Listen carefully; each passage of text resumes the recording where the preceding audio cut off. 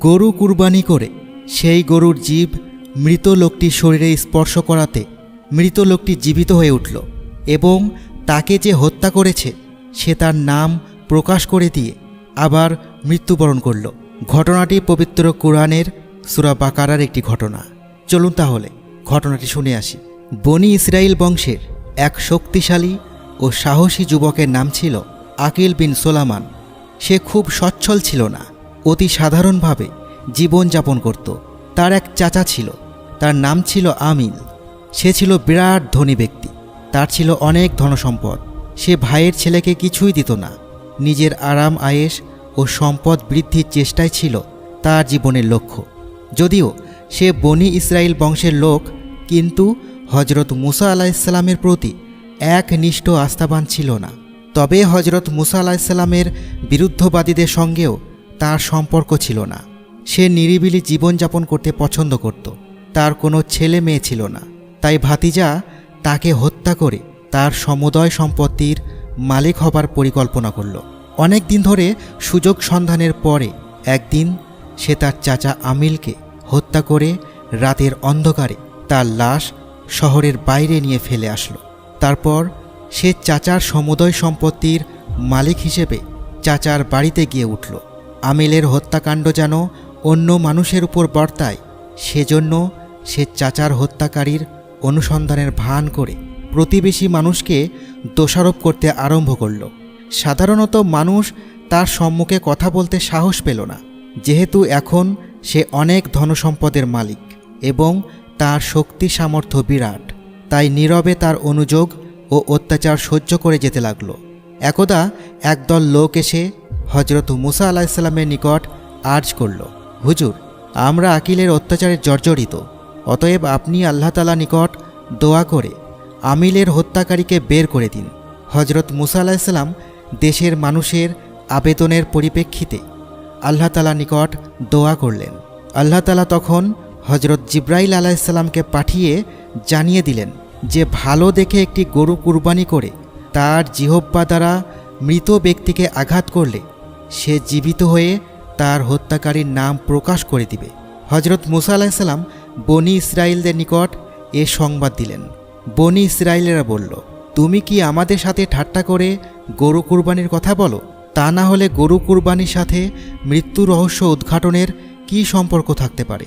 হজরত মুসা আলাইহিসসালাম বললেন, আল্লাহ আমাকে ঠাট্টা বিদ্রুপের ন্যায় গঠিত কাজ থেকে রক্ষা করুন। তখন বনি ইসরাইলেরা বলল, তবে তোমার প্রভুর নিকট থেকে জেনে নাও গরুটি কি বয়সের হওয়া চাই, তার রং কি রকম, এটা কোনো কাজে খাটানো গরু কিনা। হজরত মুসা আলাইহিসসালাম আল্লাহ তাআলার নিকট থেকে জেনে নিয়ে বললেন, কুরবানির গরুটি বাচ্চা নয়, বৃদ্ধ নয়, এমন বয়সের হতে হবে, রং হলুদ ধরনের, মনোরম, দর্শক যেন দেখে তৃপ্তি লাভ করতে সক্ষম হয়। এছাড়া গরুটি দিয়ে কোনো চাষাবাদ বা খেতে পানি সেচের কাজ করা হয়নি। বনি ইসরাইলরা বলল, এবার ঠিকভাবে বুঝে নিয়েছি, আমরা এ ধরনের গরু সংগ্রহ করতে পারব এবং অতি সত্বর এটা কুরবানি করে দেব। এরপরে তারা বিভিন্ন এলাকায় গরুর সন্ধান করতে লেগে গেল। বেশ কিছুদিন ধরে তারা হন্যে হয়ে গরু খোঁজ করল, কিন্তু উক্ত গুণসম্পন্ন গরু তারা সংগ্রহ করতে সক্ষম হলো না। তখন তারা হজরত মুসা আলাইহিসসালামের নিকট এসে বলল, হে নবী, গরু কোথায় পাওয়া যাবে তা যদি আমাদেরকে বলে না দেন তবে আমরা ওটা আদৌ সংগ্রহ করতে পারবো না।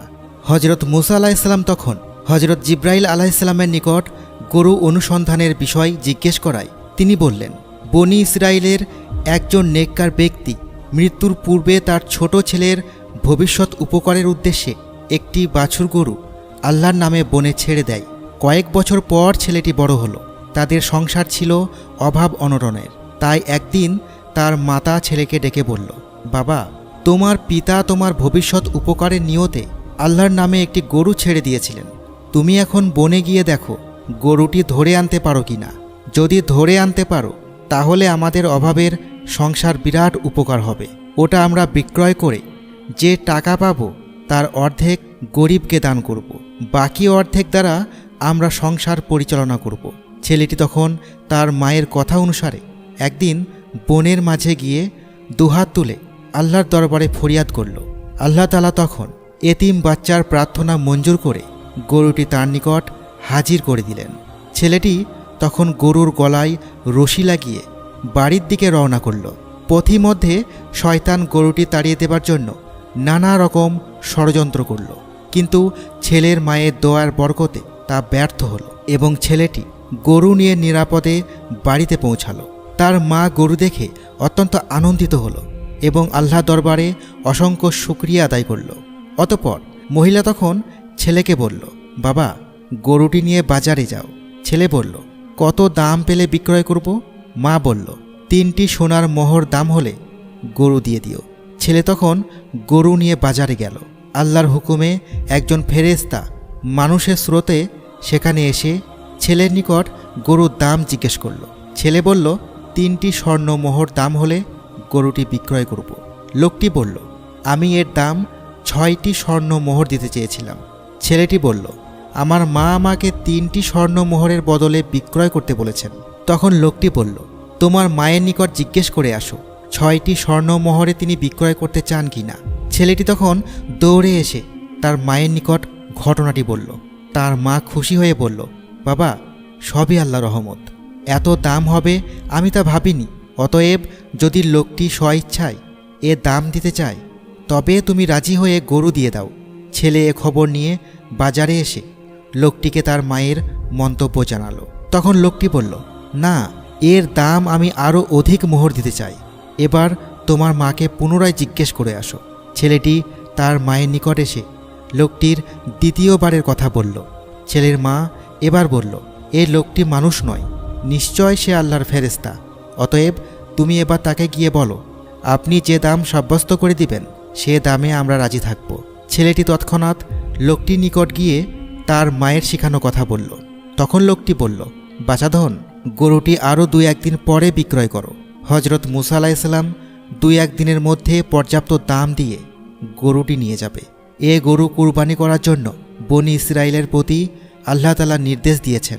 একমাত্র এই গরুটি সে কুরবানির যোগ্য, অতএব এটাকে বাড়িতে নিয়ে যাও। ছেলেটি তখন লোকটির কথা অনুসারে গরুটিকে বাড়িতে ফিরিয়ে নিয়ে আসলো। 2 দিন পরে হজরত মুসা আলাইহিসসালাম অনুসন্ধান করতে করতে সেখানে এসে পৌঁছালেন। গরুটি দেখা মাত্র তাঁর পছন্দ হলো। আল্লাহ তাআলার বর্ণিত সকল সেফাত গরুটির মধ্যে তিনি দেখতে পেলেন। তখন তিনি গরুর দাম জিজ্ঞেস করলেন। ছেলের মা তখন বলল, হে নবী, আপনার যা ইচ্ছা তাই দিন, আমরা তাতেই খুশি হয়ে আপনাকে গরু দিয়ে দেব।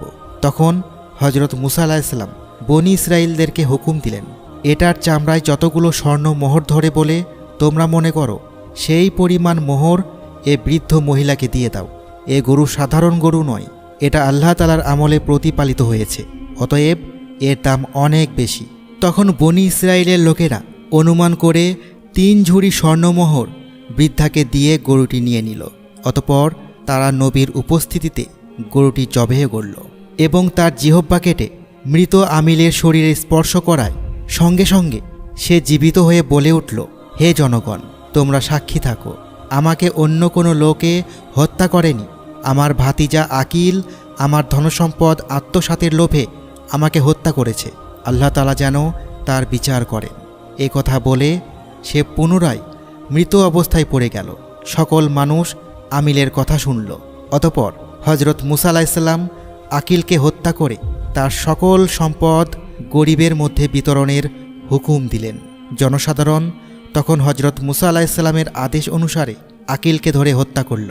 অতঃপর তার সকল ধনসম্পদ গরিবের মাঝে ও যাদের প্রতি আকিল জুলুম অত্যাচার করেছিল তাদের মাঝে বিতরণ করে দিল।